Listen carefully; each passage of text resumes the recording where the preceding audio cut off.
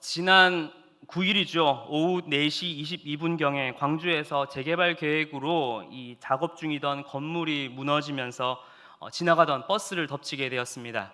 이 사건으로 인하여서 9명이 사망하고 17명이 사상을 입는 참사가 일어났습니다. 이 사건을 통해서 이전에 발생하였던 성수대교 붕괴 사건, 삼풍백화점 붕괴 사건이 또다시 재조명되면서 우리나라의 안전 불감증과 또한 여러 가지 부패에 대해서 다시금 돌아보는 계기가 되고 있습니다. 이러한 큰 사고가 일어나기 전에 반드시 작은 징후가 있다라고 하는 이 아힌리히의 법칙처럼 사전에 이러한 문제들과 이러한 사고들을 잘 대비하지 못했던 안타까움도 있지만, 이러한 참사가 더욱 가슴 아프게 느껴지는 것은 일찌감치 이러한 징후를 알았음에도 불구하고 쉬쉬거리며 가리기에 급급했고, 돈 때문에 자신의 명예에 어떠한 누가 되진 않을까, 내 입지가 잘못되진 않을까 감축에 급급했던 그러한 이기적인 욕심과 욕망 때문에 무고한 시민들의 생명이 앗아갔다는 것이 너무나 가슴이 아픕니다. 또한 이번 붕괴 사건 또한 뉴스를 다들 보셨다시피 어떠한 조직 폭력배가 가담했다라는 의혹이 있고, 결국 그렇게 행했던 자들은 벌써 가질 것은 다 가지고 해외로 도피했다는 그 사실이 너무나 우리의 마음을 분노케 합니다. 이렇게 세상은 일부 이 악한 자들의 횡포와 그들의 거짓에 의해서 의인들이 도리어 해를 당하고 어려움을 겪게 되고 억울함을 호소하는 이러한 세상을 바라보게 됩니다. 하나님을 믿고 성실하게 살아가는 자들에게 축복은커녕 도리어 고난과 어려움뿐이며, 또 오히려 심판받아야 할 것 같은 악인들이 더 성행하는 이 세상을 바라볼 때에 참 마음이 아프고, 한편으로는 우리 그리스도인들의 마음이 참 먹먹하기만 한 것 같습니다. 오늘 시편의 이 저자인 다윗도 참 아이러니하며 억울한 상황을 맞닥뜨리게 되고, 또한 그 내용을 오늘 시편을 통해서 써내려가게 됩니다. 그래서 이 시편의 배경을 간단하게 좀 살펴보자면, 사울에게 쫓기던 다윗은 피하고 피하여서 결국 다다른 곳이 높당에 있는 아히멜렉 제사장에게 다다르게 됩니다. 지금 온 나라에 안팎 쓴 지금 사울 왕이 지금 다윗을 잡겠다고 칼을 들고 달고 다니니 그 누구도 다윗을 도와주면 안 되는 상황이었죠. 그런데 아히멜렉 제사장의 도움으로 다윗은 허기를 달랠 수 있게 되었고 생명을 부지할 수 있게 됩니다. 그런데 이 모습을 누가 목격하게 됩니까? 사울 왕의 목자장이었던 도액이 이 광경을 보게 되고, 이것을 쪼르르 사울 왕에게 달려가서 고하게 됩니다. 그래서 사울 왕은 이 아히멜렉과 85명의 제사장들을 다 사로잡아서 그 자리에서 죽이고, 또한 더 나아가서 이 높당에 있는 남녀와 어린 자녀들까지도, 또 가축까지도 아예 그 성을 전멸시키게 됩니다. 이 소식을 들은 다윗의 심정은 어떠하였을까요? 자신 한 사람 때문에 그래도 여호와 하나님을 믿고 섬기고 정말로 선을 행한다고 그렇게 하였지만, 그 선을 지키려다 도리어 제사장들과 수많은 무고한 백성들이, 자녀들이, 가축들이 다 그렇게 죽게 되는 모습을 바라볼 때에 다윗은 너무나 억울하기도 억울했을 것이고, 때로는 하나님을 향한 원망과 또 그 슬픔이 그 마음 가운데 정말 가득했을 것입니다. 바로 그때 다윗이 지은 시가 바로 오늘 시편 52편입니다. 세상 속에 더욱 아름다운 삶을 드러내고 악 속에서도 선으로 승리해야 하는 이 하나님의 백성들이 도리어 악인의 손에 다 죽어가고, 악과 불의가 판치는 세상 속에서 그 악들이 성행하는 모습을 바라보면 정말로 하나님은 살아 계시는 게 맞는가? 왜 저 악한 자들은 저렇게 부유하고 저렇게 잘 되고, 왜 하나님을 믿는 우리들은 이렇게 연약하고 쓰러지고 그렇게 억울하게 당해야만 하는가? 하나님은 정말 하나님의 자녀를 도와주실 생각이 있으신가? 라고 그렇게 생각이 들기도 하고, 회의적인 마음이 우리 마음 가운데 찾아옵니다. 그러나 다윗은 이러한 자신의 상황 속에서 하나님을 원망하며 불평하고 불신하기보다 오히려 이 시의 고백을 통하여 어떻게 해요? 하나님을 더 의지하고 찬양하며, 더 나아가서 이 시를 읽는 독자들에게, 그리고 이 시를 바라보고 있는 바로 우리 모두들에게 바로 맞쓰길 무엇이죠? 바로 지혜가 무엇인지 우리에게 알려주고자 합니다. 그렇다면 우리는 이 시를 통해서 이 세상 속에 살아가는 우리가 가져야 할, 그리고 기억해야 할 참된 지혜가 무엇인지 함께 살펴보기를 기도합니다. 말씀으로 들어가 보겠습니다. 지금 다윗을 가장 고통스럽게 하는 이 악인은 어떠한 자들입니까? 우리 함께 1절 말씀을 함께 읽도록 하겠습니다. 시작. 포악한 자여, 내가 어찌하여 악한 계획을 스스로 자랑하는가? 하나님의 인자하심은 항상 있도다. 아멘. 1절 맨 처음을 보게 되면 포악한 자여라고 이 말씀을 시작하게 됩니다. 이 포악한 자들이라고 하는 단어를 한번 히브리어로 보게 되면 한번 따라해 볼까요? 깃보르라고 하는 단어인데요. 이 단어는 강한 용사, 군사 이러한 의미를 가지고 있는 단어입니다. 그런데 오늘 이 시의 이 문맥 속에서는 악한 계획을 일삼는 포악하며 폭력적인 자들, 그러한 악한 자들이라는 부정적인 의미로 쓰이고 있습니다. 그렇게 악한 자들이 행하는 것은 무엇이었습니까? 자신의 계획을 자랑하고 악을 따라 행하기에 바쁩니다. 또 2절의 말씀을 보게 되면 혀가 등장하는데 혀는 곧 시 속에서 말을 의미하고 있죠. 그런데 이것은 곧 내면의 인격과 됨됨이를 의미하기도 합니다. 그런데 이러한 포악한 자들은 어떻게 해요? 그 내면에서부터, 그 인격에서부터 말에 이르기까지, 그 행실에 이르기까지 어떻게 해요? 악을 꾀하고 그들의 모든 그 말이 어떻게 해요? 삭도처럼 상대방과 이웃들에게 상처와 아픔을 주고 악과 거짓을 자행하고 있는 것을, 또 그러하다는 것을 우리는 말씀을 통해서 볼 수 있습니다. 그리고 그러한 악한 행위를 하는 자들은 어떻게 해요? 이것이 마치 정의인 마냥 자랑하며 떵떵거리며 살아간다는 것을 오늘 말씀을 통해서 볼 수 있습니다. 이러한 자들로 인해 결국 무고한 자들과 선량한 이들은 억울한 일을 당하게 되고 어려움에 처하며 또 상처와 아픔 가운데 힘든 나날을 보내게 됩니다. 그런데 이러한 악한 자들에 대한 설명 다음에 하반절에 어떻게 이야기를 하고 있습니까? 하나님의 인자하심은 항상 있도다 라고 말하고 있습니다. 자칫 우리가 이 말씀을 잘못 읽게 되면 하나님이 이렇게 악을 행하는 자들에게도 사랑하시고 축복을 해주시나? 라고 할 수 있지만, 이것은 불의한 자들, 불의를 행하는 자들에게까지 하나님은 그저 그냥 사랑을 베푸시고 그저 품어주신다는 것이 아니라, 비록 악한 세상 속에서 악인들의 횡포가 이어지고 불의한 자들이 더 이 세상 속에서 성행하는 것 같으나, 그러나 하나님께서는 그 속에서도 어떻게 해요? 인자하심을 능히 드러내시며 그 인자하심대로 일하시는 분이시라는 것입니다. 즉 인자하신 하나님께서는 그러한 악인들이 원하는 대로 두시는 것이 아니라 5절의 말씀처럼 하나님을 자기 힘으로 삼지 아니하고 자기 재물과 힘과 악을 따라 살아가는 그러한 악인들을 어떻게 하신다고요?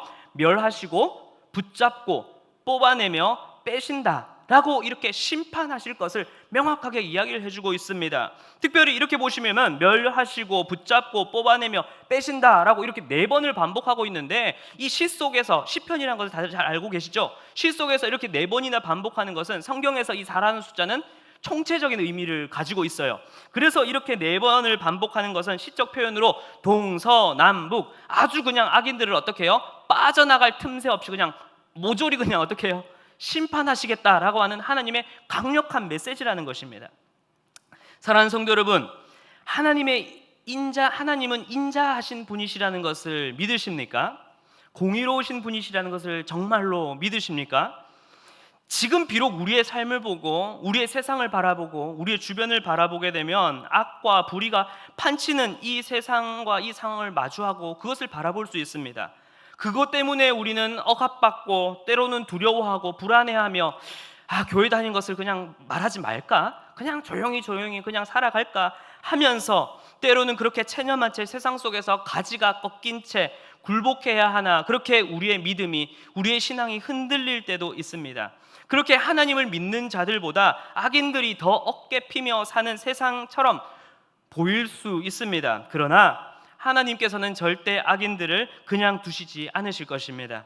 언젠가 주님께서 다시 이 땅 위에 오실 때에, 그리고 이 모든 이들은 하나님의 그 심판대 앞에서 공의로 철저히 재판받게 될 것이라는 것입니다. 그렇습니다. 당장 오늘을 살아가시며 또한 내일을 살아가시며 이 세상을 바라보게 되면은 SNS 통해서 음란한 것들과 너무나 피폐한 것들, 하나님이 없다고 말하는 것, 또한 물질들이 너무나 팽배해져가는 이 세상을 바라보면서 정말로 이렇게 살아가는 게 맞나? 저렇게 살아가야 하나? 저렇게 자녀들을 그렇게 길러야만 하나? 라고 우리의 믿음이 좌로 우로 마치 바람에 흔들리는 갈대처럼 흔들릴 수 있습니다. 그러나 꼭 기억하시길 바랍니다. 바람의 갈대가 좌우로 흔들릴 수 있습니다.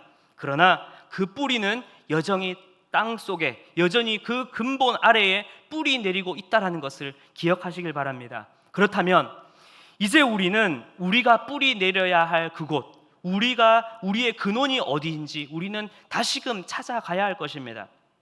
그렇다면 인자하신 하나님을 믿으며 의지하는 자들은 어떠할까요? 이전까지는 포악한 자들, 아까 제가 히브리어 뭐라고 하셨죠? 기뽀르라고 했었죠. 그러한 자들이 세상 속에서 떵떵거리며 불의를 행하는 모습이 너무나 용사 같고 맹렬하고 무사와 같이 강하게 또 그렇게 두렵게 느껴졌을 수 있습니다. 그러나 인자하신 하나님을 의지하고 하나님의 공의와 함께 나아간다면 이제는 우리의 관점, 우리가 이 세상을 바라보고 이 도시를 바라보는 관점이 180도 이제 바뀌게 됩니다. 우리 한번 7절 말씀을 읽어보도록 할까요? 7절입니다. 시작. 이 사람은 하나님을 자기 힘으로 삼지 아니하고 오직 자기 재물의 풍부함을 의지하며 자기의 악으로 스스로 든든하게 하던 자라 하리로다. 아멘. 7절 맨 앞에 이 사람은 이라고 하는데 이 사람은 누구일까요? 당연히 앞에 이야기했던 포악한 자들이죠. 네, 이 포악한 자들, 아까 이야기했던 기뽀르, 이러한 자들을 의미합니다. 그런데 지금은 이전에 1절에서 처음 우리가 마주했을 때의 그 포악한 자들의 모습 때문에 불안하고 흔들리고 또한 그렇게 좌우로 요동치는 우리의 신앙이었지만 변함없이 인자하신 그 하나님의 공의로움을 바라보고 그것을 믿을 때에 이제는 어떻게 해요? 그 시선이 180도 바뀌게 됩니다. 한번 볼까요? 1절에서 그 기뽀르, 포악한 자를 지칭하던 이 단어가 아까 7절에 이 사람은이라고 했죠. 근데 이 사람은이라고 하는 이 히브리어 한번 따라해 볼까요? 게베르. 네, 앞선 포악한 자들이라고 했던 이 기뽀르가 7절에 넘어와서는 게베르라고 바뀌게 됩니다. 이 게베르가 가지고 있는 뜻은 무엇이냐면 형편없는 자, 연약한 자라는 의미를 가지고 있습니다. 일종의 언어 유희죠. 말장난처럼 이렇게 라임을 만들어 놓은 구조죠. 바로 어떻게 이 단어가 이렇게 의미가 완전히 바뀌게 되는 것이죠? 바로 하나님과 함께 할 때에 그 의미가 바뀌게 되는 것입니다. 우리의 눈으로 바라볼 때 세상은 불의를 행하는 강하고 두려운 용사와 같은 그렇게 맹렬하고 난폭한 자들이었지만 인자하신 그 하나님 앞에서 그리고 우리가 그분 하나님과 함께 나아간다면 그렇게 강하고 그렇게 난폭하고 절대 사라지지 않을 것 같은 그 악행조차도 어떻게 해요? 하나님 앞에서는 나무가 뿌리 뽑혀 버려지듯 연약하고 형편없이 뽑혀져 버릴 것입니다. 바로 하나님께서 그렇게 일하실 것이라는 것입니다. 그러나 악한 세상 속에서도 변함없이 하나님을 믿고 의지하며 나아가는 우리들은 그러면 어떻게 될까요? 이전까지는 1절에서까지는 악인들에 의해 마치 우리가 뿌리 뽑힐 것 같고 우리가 흔들릴 것 같고 우리의 가지가 다 꺾일 것 같았지만 그러나 믿음의 근본에 뿌리 내리는 이들에 대해 다윗은 이렇게 표현하고 있습니다. 우리 함께 8절 말씀을 함께 읽도록 하겠습니다. 시작. 그러나 나는 하나님의 집에 있는 푸른 감람나무 같으며 하나님의 인자하심을 영원히 의지하리로다. 아멘. 할렐루야. 말씀에 등장하는 이 감람나무는 이 올리브 나무와 동일한 나무입니다. 한번 사진을 잠깐 보여주실 수 있으실까요? 사진은 우리 윤시원 목사님께서 직접 찍으신 사진입니다. 참 멋있죠? 이 보시는 이러한 감람나무는 한 20m에서 30m, 크게는 50m까지 자라는 나무라고 합니다. 이 나무의 가장 큰 특징이라고 하면은 끈질긴 생명력입니다. 어떠한 상황 속에서도 나무가 굳건히 자란다는 것이죠. 그래서 이 사진에 보이는 나무가 있는데 그 생명력이 얼마나 질긴지 보통 200년에서 300년은 기본이고 길게는 2000년, 3000년까지 생존한다고 합니다. 그래서 지금 보시는 장소가 이 겟세마네 동산입니다. 그래서 여기 있는 나무가 약 2000년, 3000년, 즉 예수님께서 살아 계실 때에 있었던 그 나무가 아직까지 생존해 있다고 합니다. 그 생명력이 정말로 대단하죠. 그래서 이 성경 속에서 이 감람나무는 영원함 그리고 인내를 상징해서 다윗의 자손에서 나오는 끊임없이 나오는 그 생명력과 그 힘을 의미하고 있고 메시아가 탄생할 것을 상징하는 식물로 그 의미로 또 등장하기도 합니다. 여러분, 악이 판치며 혼란한 이 세상 속에서 우리가 굳건히 인내하며 그 생명력을 끈질기게 뿌리내리며 살아갈 수 있는 단 하나의 비결은 무엇입니까? 바로 푸른 감람나무처럼 이 세상과 세상의 우상과 물질이 아닌 하나님의 집에 뿌리를 내렸을 때에, 그 근본을 내렸을 때에 우리는 이 세상을 능히 이겨낼 수 있다라는 것입니다. 그렇기 때문에 우리는 이 세상 속에서 세상의 흐름과 이 사조에 타협하고 양보하며 때로는 좌절하며 쓰러지며 체념하는 것이 아니라 여전히 그 인자하심대로 일하시는 그 공의로우신 하나님 한 분만을 의지하며 그분의 앞에 우리의 뿌리를 내리고 그분만을 의지하며 나아가시는 우리 모든 성도님들이 되시길 간절히 기도합니다. 바로 그때 하나님께서는 하나님의 집에 뿌리 내리는 그 푸른 감람나무처럼 우리를 지키시며 붙잡아 주실 것입니다. 말씀을 마무리하겠습니다. 이제 우리는 조금 한번 생각해 보시면서 좀 들어주셨으면 좋겠습니다. 이제 우리는 좀 더 우리의 시선을 넓힐 필요가 있습니다. 내 뿌리를 깊이 내려야겠죠. 내 삶에 고난이 오고 어려움이 올 때, 또한 힘든 문제들과 세상의 풍조가 왔을 때에, 그러나 이제 우리는 우리의 시선을 조금 더 넓게 열 필요가 있습니다. 조금 더 거시적 관점에서 우리의 삶과 이 도시를 바라볼 필요가 있습니다. 단순히 우리의 가정의 문제, 직장과 일터의 문제를 넘어서 이 사회, 경제, 문화, 그리고 환경에 이르기까지 우리는 더욱더 넓은 관점에서 이 세상을 바라보아야 합니다. 또 우리는 우리 그리스도인들만이 살아가는 세상이 아니라 우리는 비그리스도인들과 함께 공유하며 이 세상을, 이 도시를, 그리고 이 가치를 함께 공유하며 살아가는 자들입니다. 그렇기 때문에 우리는 이 시대적인 흐름을 읽으며 그것 가운데 우리는 무엇의 근본을 내리며 가야 할지 끊임없이 찾아가야 한다는 것입니다. 다양성이 대두되는 이 현대 사회의 흐름을 한번 보십시오. 물질 만능주의로 끊임없이 돈 이야기하고 있는 경제 자본주의의 이 흐름을 한번 보십시오. 하나님은 사라진 채 어느새 인간이 하나님의 자리로 끊임없이 오르려고 하는 이 포스트 모더니즘의 수많은 사상들과 그러한 철학들의 사조들을 한번 바라보시길 바랍니다. 이러한 눈앞에 보이는 이 세상은 마치 깃보르처럼 우리 믿는 그리스도인들을 마치 폭풍우처럼 덮어버릴 것처럼 우리에게 찾아올 것 같습니다.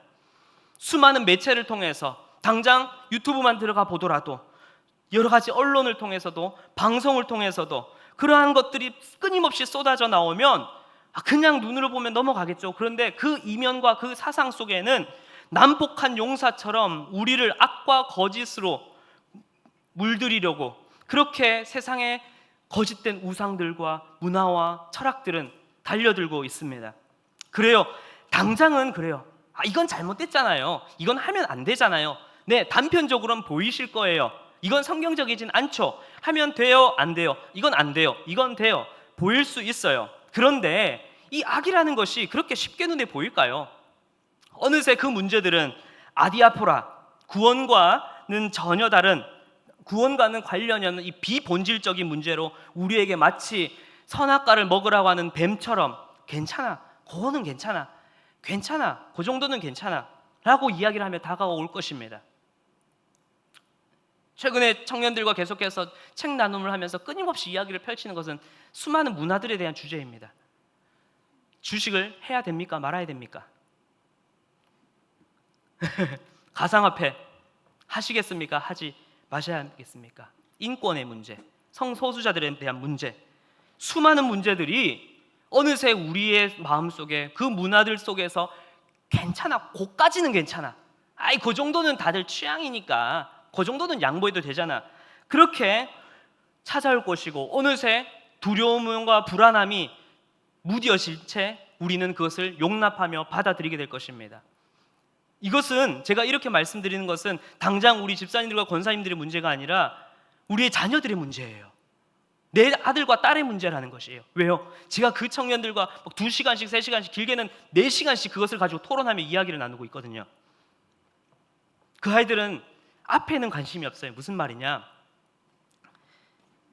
해도 되냐 안 되냐에 관심이 있지 그것 주식이 왜 무엇인지에 대해서 뉴에이지라 사상이 무엇인지에 대해서는 중요하지 않아요. 그냥 해도 되냐 안 돼도 되냐 그 단편적이라는 거예요. 중심이 없어요. 기준이 없어요. 근원이 없어요. 그러니 넘어지는 거죠. 그러니 교회에 다녔어도 예배 자리에 있어서도 넘어지고 마는 거죠. 이제 우리는